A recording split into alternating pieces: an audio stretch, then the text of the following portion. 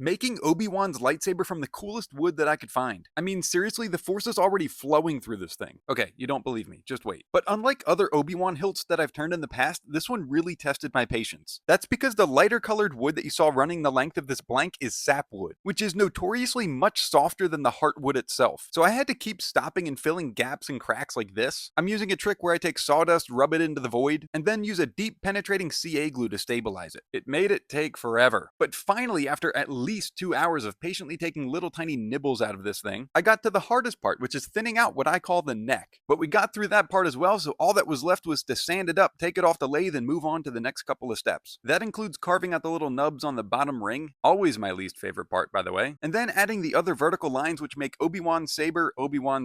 But other than the wood grain itself, it's still looking pretty plain at this point, which means it's time to start adding the activator plate. This is bloodwood. Bloodwood is red, not to be confused with redwood, which is what I'm making the hilt out of, which is also red. Well, red and kind of yellow to be more specific. But I figured if this redwood wanted to go with the Iron Man theme, I was cool with that, which is why I'm using orange osage as the highlight of this activator plate. Now, orange osage, as its name might imply, is yellow. Honestly, we might have to go back and rename some of these wood species because none of this is making sense at this point. Now I'm adding a curve to the underside of the activator plate so that it sits flush along the side of the hilt. I've gotten a lot of questions in the past about how I've been doing this. Well, you just saw it. It's nothing fancy, and yes, it does take a long time. And now we're just down to the final couple of greebles. This button is made from poplar, and I really had to hammer it in there for some reason. One more redwood button, and then one more made out of walnut. I like using finishing nails as highlights, but they're usually too long, so I have to cut them down. And there we have it. The only thing left to do from here is add the finish, and look at that. I was really worried that this redwood was going to look more pink when I added the finish, but it really deepened it to this cool dark red. Some really lovely contrast throughout this saber, and a pretty cool base to go along with it. The whole shebang is going to be available for my Thursday shop drop this week, so if you're interested, stay tuned.